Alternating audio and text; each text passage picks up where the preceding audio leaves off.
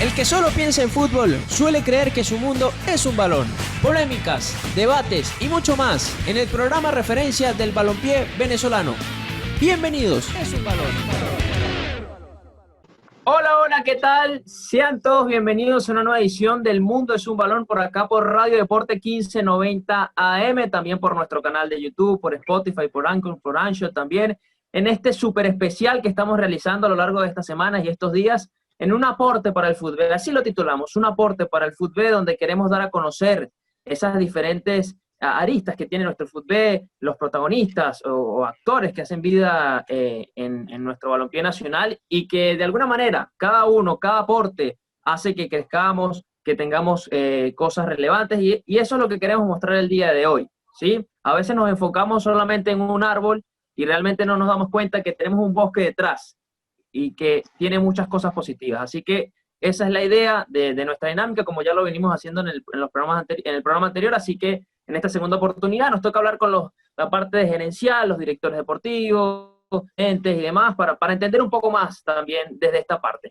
Como siempre en la producción, Fabricio Cusola, Alejandro Martínez Campos, el gran Brian Márquez del Llanito, en los micrófonos, Elías López, Raúl Zambrano, quien les habla, Carlos Quintero, para este programa súper especial. Jorge Alberto El Zurdo Rojas también se va a sumar con nosotros próximamente en los demás episodios, así que acompáñenos y síganos en @MundoBalón en Twitter, en Instagram también, para que interactúen con nosotros y con la etiqueta hashtag un aporte al fútbol. Ahí también usted nos puede dar su aporte cada uno individual para ver cómo podemos aportar y seguir creciendo en nuestro balompié nacional. Vamos a arrancar de una vez con el primer invitado del día de hoy, para que ustedes lo conozcan. Muchos de ustedes ya lo conocen, porque lo tuvimos acá en el programa, es conocido de la casa, es el señor Javier Miniti, que actualmente está en la parte gerencial de Boston River de Uruguay, que hizo vida acá en el Deportivo Táchira, Estudiantes de Mérida también en esta parte, y ha sido nuestro invitado, quien va a arrancar con nosotros el día de hoy en este programa. Javier, bienvenido al Mundo es un Balón y a este programa especial de Un Aporte para el Fútbol. ¿Cómo te va? Saludos, Carlos, Elías, Raúl, a todos los muchachos que están en la parte de la producción, también a todos los que nos escuchan o ven en cualquier horario, en cualquier parte del mundo. Y bueno, agradecidos por la invitación y bueno, abierto para esas interrogantes, para las consultas que tengan. Es así.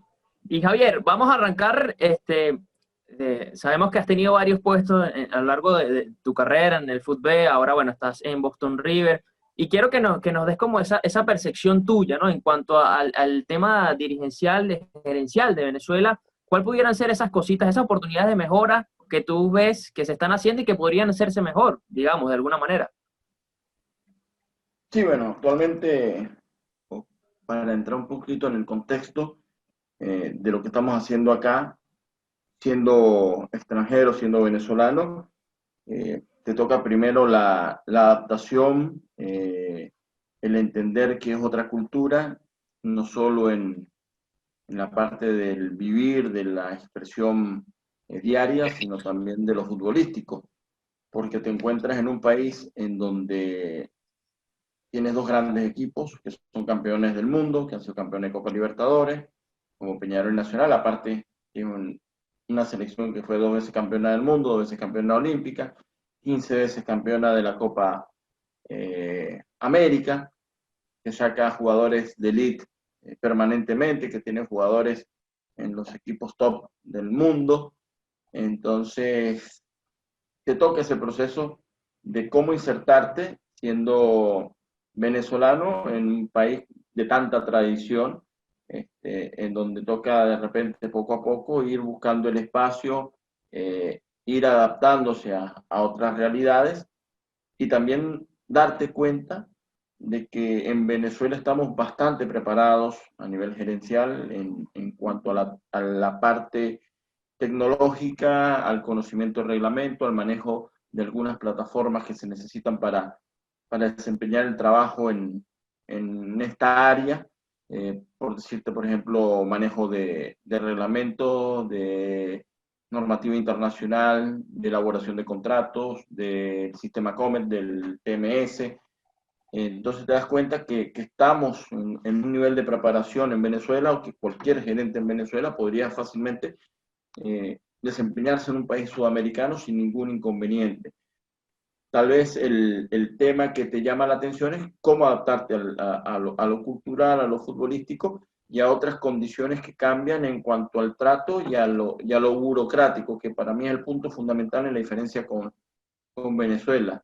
Que creo que es una parte de traba, una parte que no deja desarrollar el trabajo como debería ser o con la facilidad que uno esperaría.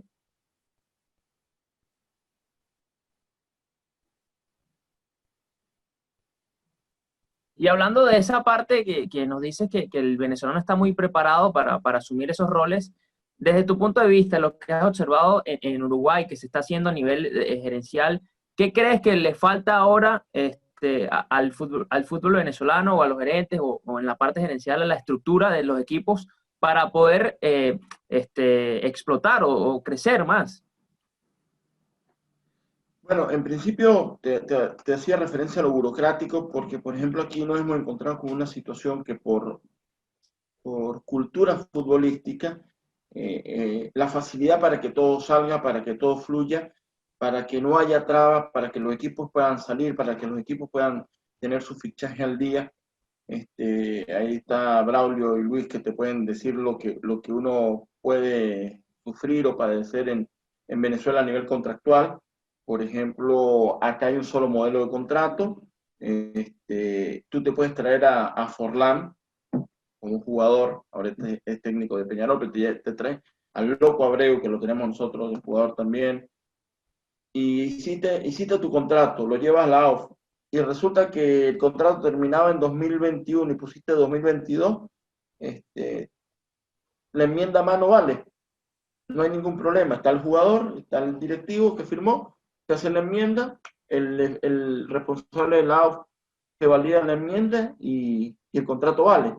En Venezuela nos hubiésemos equivocado, ahora hay alguna facilidad, pero antes el contrato era notariado, firmado, refrendado, apostillado, un montón de cosas. Y si tú ibas ya a la federación con un contrato con error, eh, se te trababa todo, se te trababa. Uno sentía a veces que en Venezuela se pone una cantidad de requisitos impresionantes para poder realizar los trámites administrativos. eh, Se siente que hay de repente muchas trabas, tienes que ir con una cantidad de cosas. Por ejemplo, acá existe algo así como hay en Venezuela, que es como el certificado nacional del deporte, pero termina siendo un trámite demasiado sencillo, demasiado fácil, con el apoyo de los entes que lo manejan para que salga, porque en ningún caso van a querer que un equipo profesional no pueda participar en el fútbol uruguayo.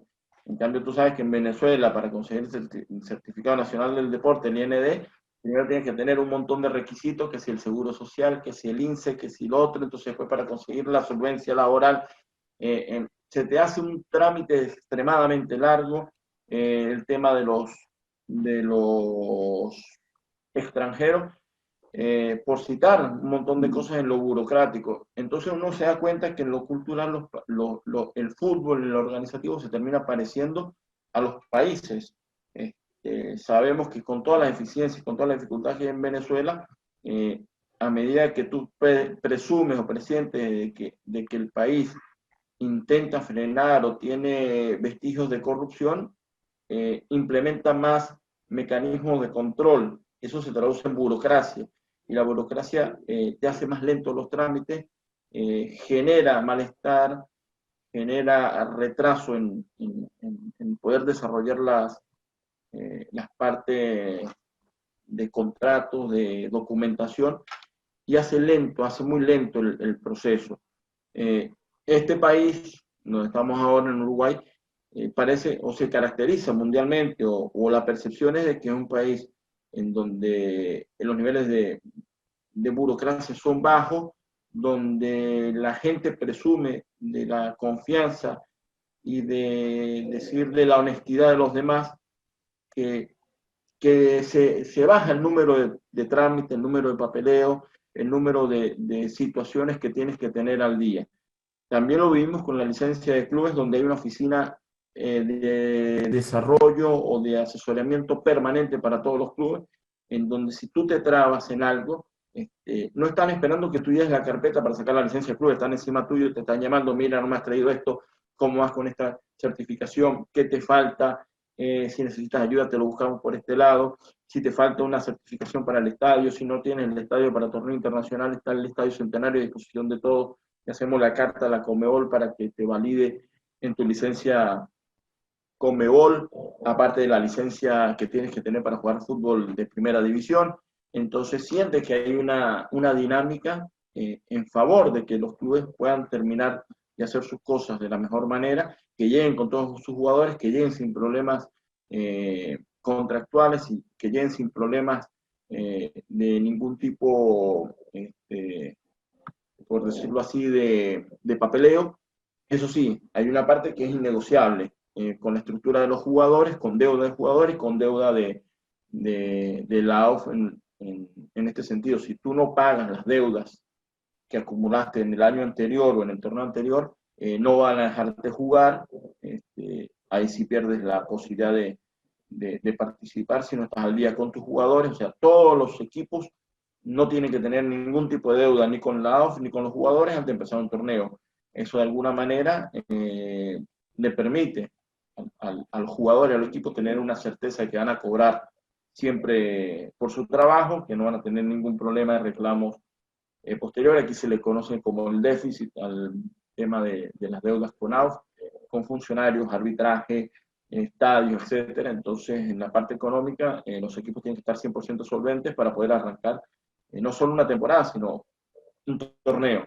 Si tú vas al intermedio y tienes deuda de la apertura, no puedes arrancar el intermedio hasta ponerte al día con tus pagos. Claro. Sí. Y a ver, yo quiero para redondear esta información y ya para ir cerrando, porque el tiempo se nos va volando, y que creo que es muy importante lo que dices, Javier, que el venezolano, el directivo, el gerente, el director general, está muy preparado, se está preparando de buena manera, y que eso es una de las cosas positivas, pero ahora bien, esto que bien mencionas, como que no somos, no sé si cabe la palabra aquí, que no tenemos esa cultura futbolística, como que tenemos toda esta burocracia que mencionas, que también va atado de la mano a la situación país, ¿no? Y quiero que cierres con eso, ¿no? ¿Cuál sería ese aporte, viendo lo que analizas, de cara al futuro para el fútbol nacional, desde tu punto de vista? Mira, trabajamos en el fútbol venezolano, somos formados en el fútbol venezolano, cada vez que lo decimos con mucho orgullo, toda nuestra preparación fue en Venezuela, todo lo que aprendimos fue en Venezuela en el fútbol, y lo hemos implementado acá, y todos nuestros conocimientos, lo decimos sin ningún problema, lo adquirimos en Venezuela. Creo que hay algunas situaciones a marcar que no permiten, no voy a decir que perjudican, pero no permiten el desarrollo de la potencialidad de los gerentes en Venezuela, empezando de la estructura dueño presidencialista de los clubes, donde tal vez no hay, en algunos clubes, no voy a decir que en todos, la posibilidad de la toma de decisiones, la ejecución de las soluciones en lo deportivo y en lo estructural para los gerentes.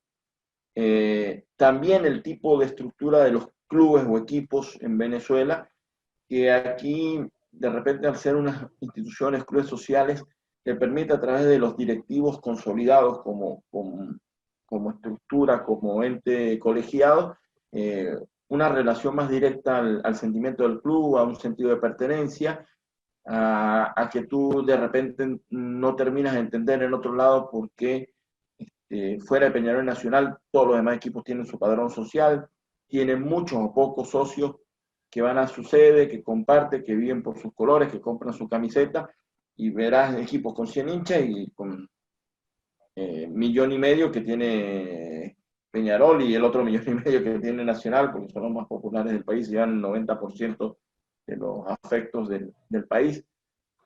Pero el resto de los equipos que tratan de competir, que tienen su padrón social 100% identificado, y eso te permite también generar ese sentido de pertenencia, ese feeling con la institución en función del trabajo. Y de desarrollar en función de las ideas de la temporada y los objetivos que se persiguen, el trabajo que tiene que hacer un gerente. a veces en Venezuela te veías limitado porque las contrataciones se hacen a otro nivel, se hacen en otro estamento, se buscan a través de otro tipo de contacto, y la parte que puede aportarte desde la gerencia deportiva, de la dirección deportiva, pasa a un segundo plano, no en todos los casos, y en algunos, en donde de repente hemos tenido la posibilidad de tener en equipos más chicos ese tema de ver que se pone un presidente, o cuando eran anteriormente las situaciones en donde parte del gobierno, una alcaldía, una gobernación manejaban el equipo y ponían un encargado, se tomaba las atribuciones casi 100% para la decisión inclusive de las contrataciones.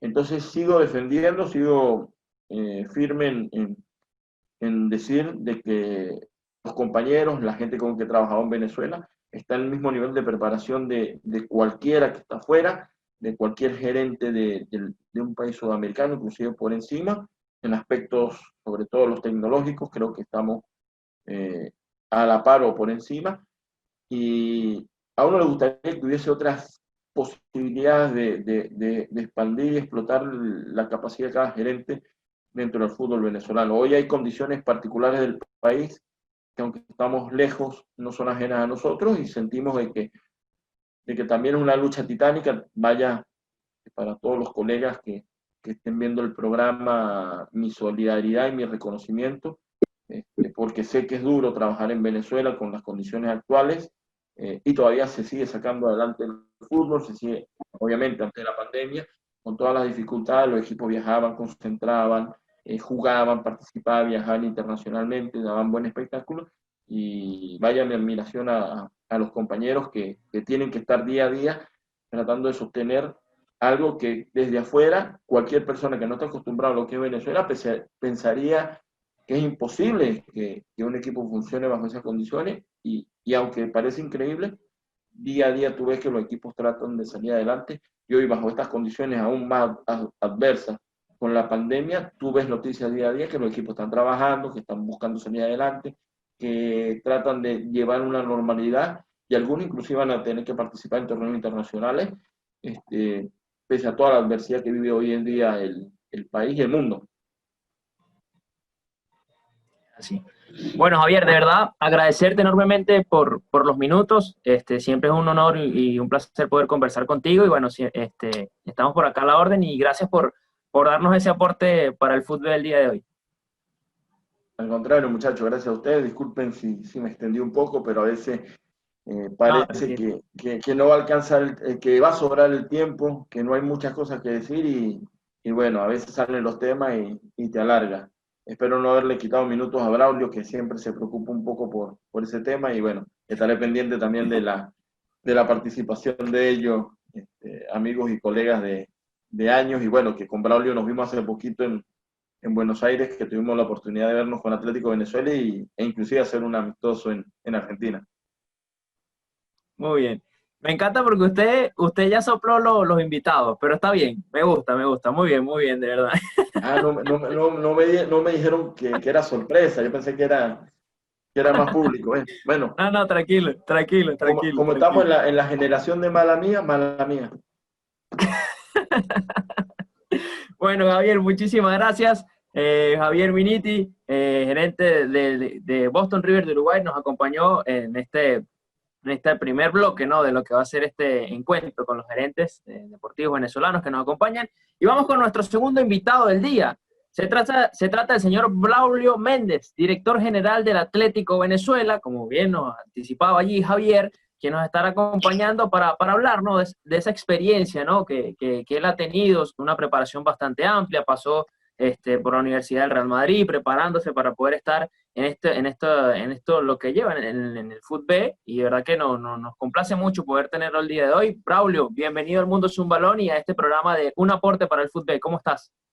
Buenas noches, ¿cómo estás, Carlos, Raúl, Elías, Fabricio, María Alexandra, que la veo por ahí, y bueno, a mis colegas y amigos Luis Ángel y Javier? ¿Cómo están?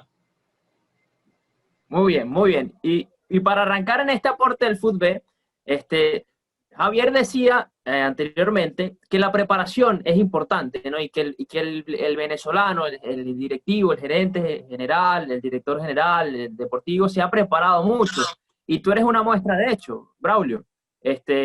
Cuéntanos un poco sobre eso, ¿no? Sobre lo que significa prepararse para poder tener manejarse en un fútbol y en un país tan complicado como el de nosotros. Aquí tengo un muchacho, no sé si soy yo. No escucho a Braulio. Escucho a Braulio. ¿Me escuchan? Ahora sí, ahora sí. Ajá. Ahora sí te escuchamos. Sí, bueno, tuve la oportunidad en el 2004 de irme del país. En ese tiempo no había estos problemas, digámoslo así, abiertamente de migración. Y pude irme a México, a la Universidad del Fútbol y Ciencias del Deporte, donde lo principal era, mi principal objetivo, te soy sincero, porque tenía 18 años, era jugar. Pude ingresar a lo que eran las reservas del Club Pachuca y comencé a estudiar. Me inscribí en principio en comunicación social, que me llamaba la atención, y luego terminé en la psicología deportiva. Hice el tronco común y luego pasé a la psicología deportiva. En México estuve 2004, 2005, 2006, tuve que tomar una decisión de si seguía jugando al fútbol o me dedicaba a estudiar.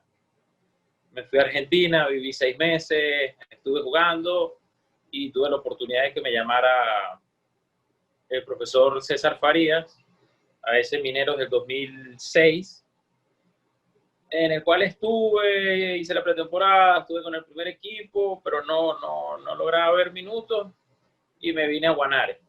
Me vine a Guanare, bueno, acabo de llegar de viaje, estoy justamente en Guanare. Me vine a Guanare, jugar en Llaneros de Guanare, segunda división, y tomé una decisión de dedicarme al estudio. El mismo profe César él me dijo, hermano, dedícate a estudiar. Al fútbol vas a hacer uno más del montón. Y luego compartíamos en México, en los juegos, cuando él estuvo en su etapa de cholos, y me decía, mira, ya eres un profesional gracias a mis consejos. Siempre me da risa ese tema.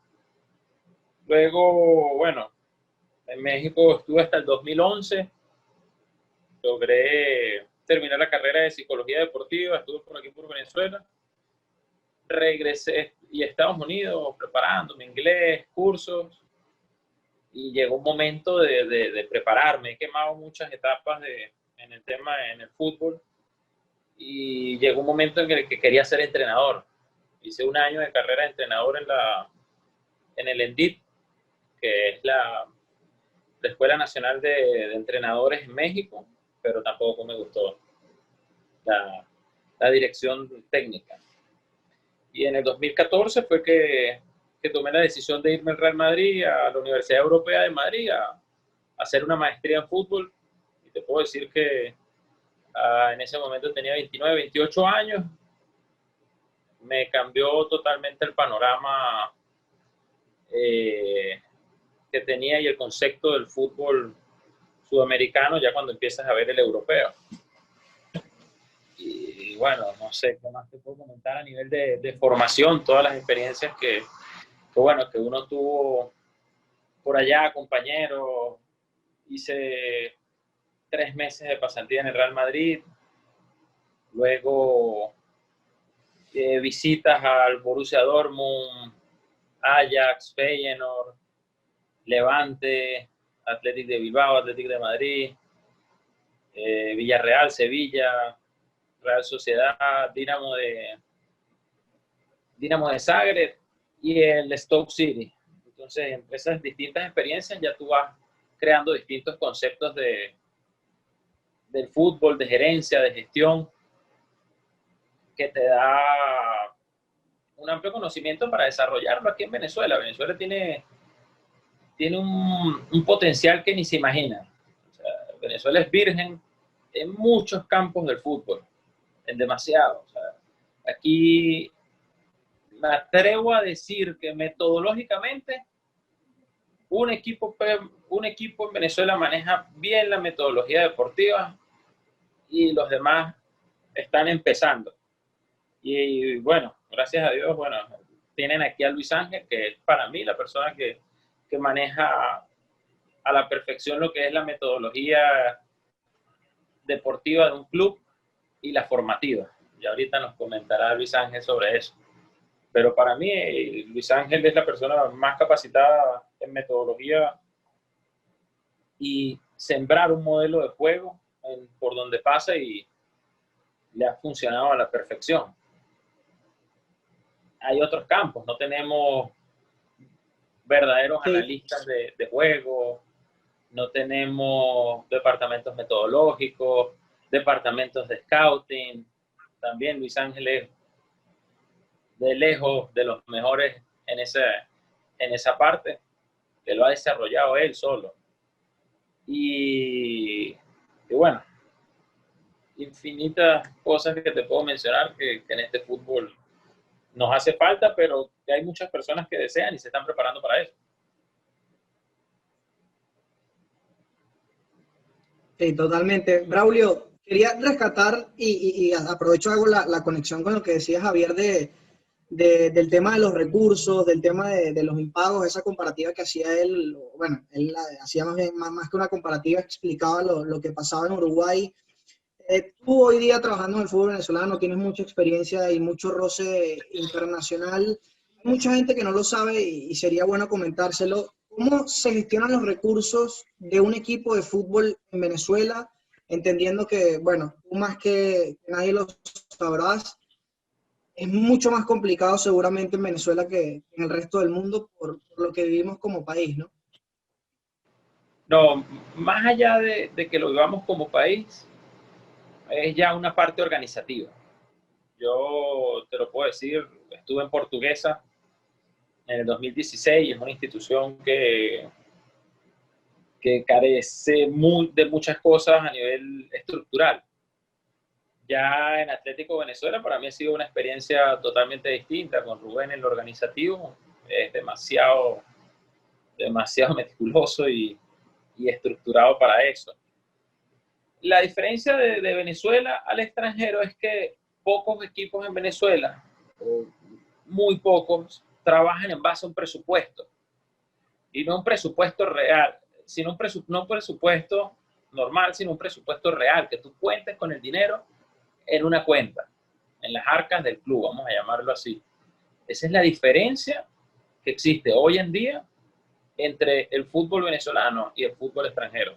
O sea, el modelo que yo deseo implementar en el Atlético Venezuela con Rubén, gracias a Dios, bueno, tenemos unos fondos disponibles por lo del tema de Ángel Herrera, que debido a la renovación, llega un dinero al club para el 2020, y ya en base a ese monto, nosotros estamos planificados en este año.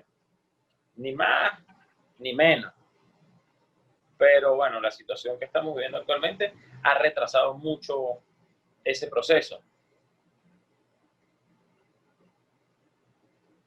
¿Qué crees que Braulio se pueda a priori mejorar en ese tema de los recursos en Venezuela? Porque creo que es un tema que causa mucha intriga, porque constantemente en Venezuela, la mayoría de los equipos, creo que se salvan muy pocos en Venezuela, unos 5, 4, siempre están teniendo problemas administrativos, ¿no? Siempre está el tema de las deudas con tales jugadores, siempre hay un rumor de que deben en tal equipo. A priori, ¿qué crees que es lo primero que se puede mejorar en ese aspecto en el fútbol venezolano? Para su mejoría, Mira, obviamente. no, a priori, aunque no lo creas, la licencia de clubes va a ser un factor determinante en ese tema. ¿Por qué? Debido a que ya no va a ser como antes. Un club ganaba primero o segundo lugar, tienes unos ingresos de, vamos a ponerle los últimos montos, $3 millones. Y entraban al club y salían a los dueños, recuperaban su inversión de 2 o 3 años y no reinvertían, que es lo que yo no estoy de acuerdo. Yo pienso que yo llego a obtener el 1 o 2 este año, y el año que viene voy a gastar e invertir en nómina para mantener nómina o reforzarla. Luego en infraestructura y en la cantera. Y te aseguro que todavía te queda dinero. pero es algo que tú tienes que volver cíclico y que te siga generando dinero. Yo no entiendo muchos clubes, me sorprende que escuché la otra vez 2 títulos y 18 meses de deuda. Oye, ingresaste $5 millones y debes 18 meses. Entonces, es algo como que no tiene relación ni cuadra en los números. Sí. Tampoco. Pero bueno, ya es gerencia y gestión de cada club y de cada dueño qué hace con su dinero. Por lo menos creo que solo dos instituciones en el país, bueno, de la capital Caracas y Atlético Venezuela, los dueños no son los presidentes. Entonces eso te hace ver que trabajan como un holding de empresas que te permite tomar decisiones independientemente de lo que te pueda decir un dueño.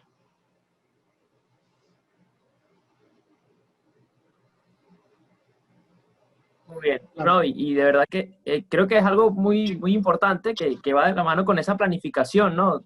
Estructural y que la licencia de clubes creo que abarca todo eso, ¿no? Engloba todo eso y que por allí deberíamos, o deberían todos los clubes guiarse, ¿no? Para tener mejores resultados en todo, ¿no?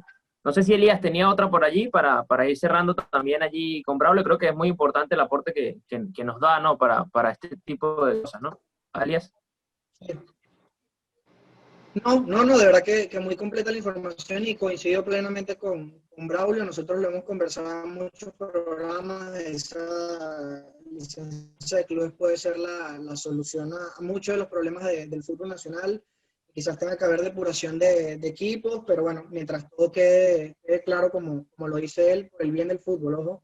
De verdad que estoy totalmente de acuerdo con lo que dice Braulio y realmente muy, muy completa la información. Y bueno, por supuesto, Braulio, gracias por acompañarnos. Bueno, no, a ustedes, Braulio, para bueno, cerrar. Ajá. Sí, dime. Eso es decir, para cerrar.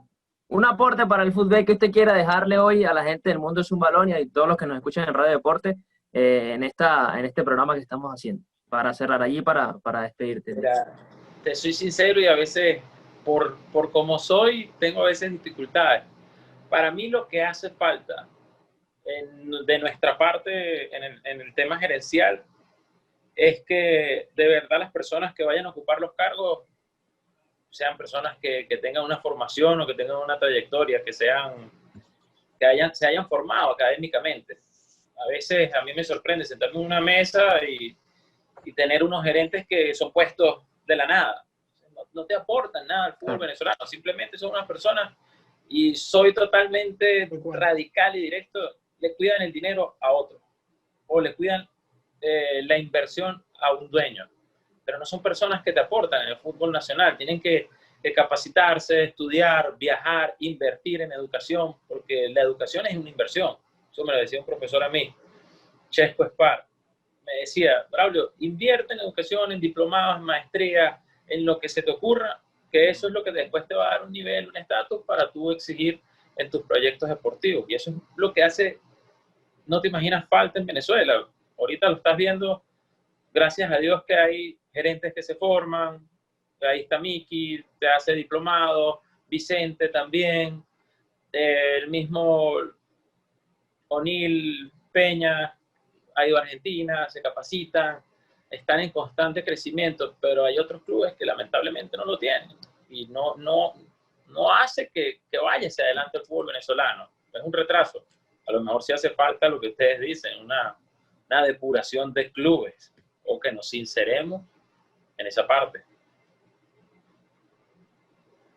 Claro. Bueno, Braulio, muchísimas gracias por tus minutos y por acompañarnos en El Mundo es un Balón, en este aporte para el fútbol. Siempre bienvenido. Gracias, Braulio. Vale, un abrazo. Quedo aquí. Muy bien. Bueno, ahí estábamos conversando con Braulio Méndez, director general de Atlético Venezuela, sobre esa preparación que deben tener nuestros gerentes, parte fundamental, ¿no? del crecimiento del balompié nacional. Y seguimos con nuestros invitados porque hoy, como lo titulamos en este segundo capítulo de Aporte para el Fútbol, vamos a contar ahora con el director deportivo del Deportivo La Guaira, el señor Luis Ángel Sánchez, que muy bien lo anticiparon los anteriores entrevistados. Hablaron muy bien del señor Luis Ángel porque hace una muy buena labor en el Deportivo La Guaira, que ha quedado demostrado a lo largo de los resultados y demás, y cosas que por ahí no vemos y que él hoy nos va a contar. Luis Ángel, bienvenido al Mundo es un Balón y a este aporte para el fútbol. Buenas noches. Hola, buenas noches, Carlos. Hola, ¿cómo estás? ¿Cómo te va? Buenas noches para Elías, Braulio, Javier, Fabricio, que lo vi por allí, Raúl y el resto del staff. La verdad, gracias por la invitación. Gracias a ti por acompañarnos y bueno, para comenzar, ¿no? Para dar este puntapié inicial, antes que hablaba Javier, hablaba Braulio y te dejaban en un buen precedente, te dejaban en una buena posición con respecto a lo que esta responsabilidad, ¿no? La planificación deportiva, el scouting. ¿Cómo se maneja hoy por hoy en Venezuela esa parte y lo que te ha tocado vivir, ¿no? Esas cosas que se hacen por ahí y que por allí mucha gente no lo sabe.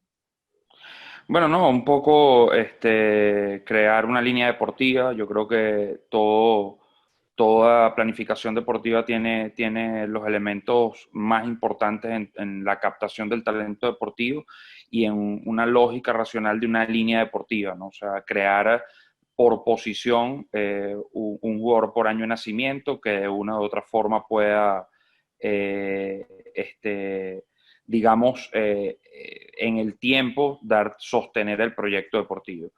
Eso, no sé si me escuchan. Sí. No. Sí, sí, sí. Sí, ok. Okay.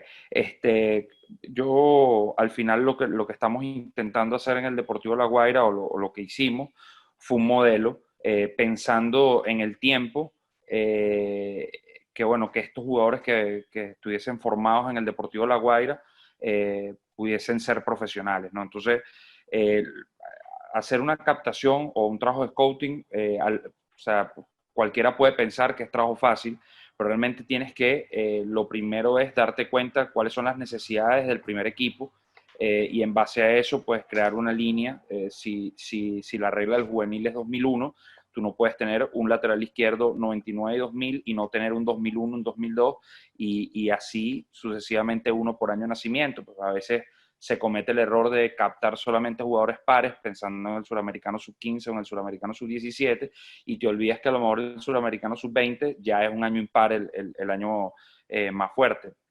Entonces nos pasaba en su momento, cuando yo llegué al club, yo veía que tenían un lateral izquierdo, en ese momento era Granado, y bueno, en el tiempo Sandro podría ser la segunda opción y estaba préstamo en Zulia. Entonces, haciendo un trabajo de captación, trajimos a Navarro, pero a su vez también trajimos a Brian Fernández, que es un 2000 que ahora está en segunda división.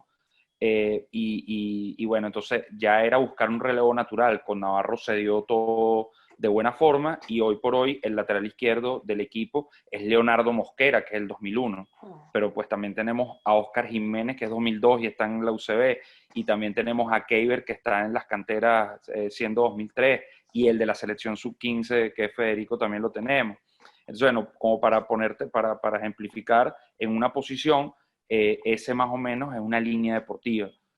Luego tiene que ir acompañada de una buena metodología de trabajo y eso se hace desde el armado de un staff de entrenadores que realmente sean muy capacitados. Yo creo que en el fútbol venezolano los entrenadores han crecido muchísimo. Yo tuve la posibilidad de dirigir mucho tiempo fútbol sala y también dirigir fútbol campo en categorías menores y estar en una línea en donde, bueno, me tocó enfrentar a Francesco Estífano, ahora a Martín Carrillo y a Johnny Ferreira, y hoy los ves dirigiendo Primera División y realmente ves el crecimiento que ellos han tenido, acompañado a todo el grupo de entrenadores que bueno, que ya estaban como dentro de la palestra de los que dominaban el fútbol nacional. Entonces, ese constante crecimiento yo creo que también forma parte del trabajo de la dirección deportiva y de la planificación deportiva, pues proyectar entrenadores. Nosotros realmente hemos fichado muy buenos entrenadores, muy buenos coordinadores y que además de eso, bueno, la metodología de trabajo tiene que ser la correcta, ¿no? Bienvenido, Luis. Tuvimos la oportunidad de trabajar un corto tiempo allí juntos hace un par de años y pude notar de primera mano lo que mencionabas de lo que es la metodología. Sé más o menos cómo va por allí lo que haces con respecto a eso. Creo que eres una persona muy meticulosa, estás muy de frente con las categorías menores y creo que se está viendo reflejado hoy en día. Desde ese momento, convocatorias, y ya hablo de parte de lo que es el Deportivo La Guaira, en las convocatorias de las diferentes selecciones nacionales, que siempre el Deportivo La Guaira nutre mucho a las selecciones nacionales, se nota o denota que los más altos cargos del club, hablando de presidente o cómo se maneja el club, te han dado carta abierta para tú poder ejercer plenamente tu cargo de gerente deportivo, algo que evidentemente no pasa en todos los clubes. Plantaba Javier, que creo que esa es una de las patas chuecas de nuestro fútbol, que no todos los gerentes tienen esa posibilidad y creo que tú sí la tienes porque pude notarlo cuando estuve ahí en Deportivo La Guaira, Luis. Sí, bueno, yo cuento con la suerte de tener unos directivos, George, Michael, Galinson, bueno, que realmente les gusta mucho el fútbol menor. O sea, ellos son unos enamorados del fútbol en categorías menores. Yo con George, con Michael, sobre todo con ellos dos, puedo estar horas conversando sobre el jugador que le gustó, el que no le gustó, el que le gustó del otro equipo. Entonces, tú entras en un debate como que realmente sí, se habla mucho de fútbol y sobre todo se habla mucho de fútbol en categorías menores, ¿no? O sea, un sábado en la Guacamaya, ahora en el Santo Tomás de Aquino, será próximamente la sede de nosotros para también jugar. Tú los veías llegando a ver los partidos, ¿no? Y eso no se ve mucho en el fútbol nacional. Realmente ellos me dieron la responsabilidad de toda la estructura deportiva, sobre todo en categorías menores. En primera división siempre se involucra de manera importante el entrenador y creo que, bueno, que es lo correcto porque él es el que va a tomar las decisiones al final de quién juega y de quién no y de cuál es el modelo de trabajo que él debe seguir. Entonces, bueno, un poco eso me facilitó las cosas.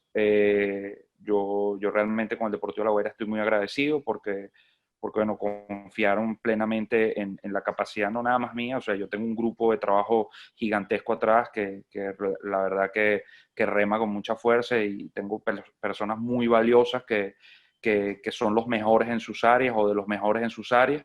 Y bueno, yo creo que es un poco lo que a lo mejor no se ve es eso, pues, o sea, yo estoy acompañado de personas, estuvo conmigo Pedro Acosta, Jorge Castellano, José Bolívar, Johnny Frey, Tazazo, o sea, imagínate, si se me va a escapar alguno y me da hasta pena que se me escape porque son muy importantes en la estructura deportiva y en la estructura de trabajo. Sí, Luis, no, mencionabas muchos entrenadores, tuve la oportunidad también de trabajar con muchos de ellos. Francisco Viterbo es otro, muy, Claro, muy bueno también. Sí, tú pasaste por el fútbol sala, muchísima experiencia, muchos de esos jugadores también lo incorporaste a lo que es el fútbol campo, ¿no? ¿Cuándo se sienta la directiva del Deportivo La Guaira y dice, mira, vamos a apostar, este 2020 vamos a romper el molde, vamos a hacer una planificación deportiva para darle de una vez por todas el valor que se merece la cantera y vamos a convertirnos en un club formativo, pero que además no solamente sea formativo para vender, sino también para competir deportivamente en resultados, Luis?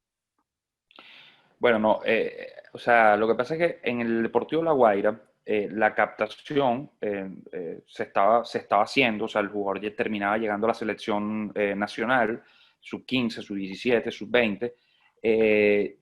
Metodológicamente, como te dije, o sea, nosotros, aparte de enseñarle un sistema de juego, nosotros nos encargamos mucho de tecnificar al jugador. Pero en el 2020 realmente se toma la decisión, pues porque hay un cambio en la política y en la economía del país también, ¿no? O sea, un poco adaptándonos a la realidad y para buscar consolidar, porque esa era la palabra que realmente nos estaba faltando, consolidar el juvenil. Ahí se entraba al directivo, ahí se entra al entrenador, que es protagonista indispensable de todo esto, porque él también tiene que creer en esto y apostar por esto. Entonces, un poco, o sea, nosotros intentamos, en la medida de lo posible, adaptarnos a lo que realmente íbamos a poder cumplirle al jugador profesional. Entonces, ahí entraba un montón de muchachos que han sido campeones en la categoría sub-18, que han sido campeones en la categoría sub-20, otro alguno que ha sido campeón en la 14 o en la 16, que cumplió su proceso de formación de manera adecuada y que, bueno, va a ser potenciado en la categoría profesional. Entonces, bueno, ese cuerpo técnico realmente que tiene Daniel, que además tiene una pieza clave allí que no aparece mucho, pero que es Champion Marcano. Champion es mucho de tecnificar al jugador, está muy pendiente del detalle, se queda después de los entrenamientos. Entonces, eso termina potenciando al jugador como debe ser en el profesional y es todo más fácil. Y con respecto al tema del fútbol sala, evidentemente... sí, o sea, yo extraño muchísimo el fútbol sala, demás, y ha sido para mí fundamental en toda mi carrera. Yo le debo todo al futsal y bueno, espero pronto estar de vuelta también y poder trabajar de nuevo en el fútbol sala. Para ir Bien. finalizando, Luis, dos preguntas corticas. La primera, y creo que ya diste un aporte por allí, ¿qué falta a los equipos del fútbol nacional para mejorar esa planificación en cuanto a las categorías formativas? Porque creo que esa debe ser la línea. Y desde que tú llegaste a la gerencia deportiva en el Deportivo La Guaira, ¿qué cambios has notado? Hablando ya generalmente. ¿Y qué crees que puede mejorar todavía en la parte de la gerencia deportiva, hablando ya del fútbol nacional como tal? Bueno, en cuanto al tema de las categorías menores, nosotros tenemos pues que buscar la manera de que los jugadores tengan un hándicap de competencia más alta, ¿no? Entonces, eso tiene que ver un poco con ponernos de acuerdo todos los que estamos trabajando en categorías menores para hacer un torneo más largo, para hacer un torneo que le permita al jugador acumular 50, 60 partidos al menos al año. A lo sumo estamos jugando 18 o 20 partidos, los que se clasifican terminan jugando 20, 24 partidos y es muy poco, ¿no? Entonces, al directivo invitarlo a que apueste por la formación, porque realmente esa es la base de sustentabilidad en el tiempo para cualquier club. Y en cuanto a qué se puede mejorar en la gerencia deportiva, mira, yo comparto lo que decía Javier y lo que dice Braulio. Yo creo que hay mucha gente preparada. En el fútbol venezolano hay muchas cosas positivas. Evidentemente es una liga muy nueva y tiene cosas negativas, como todo proceso que está arrancando.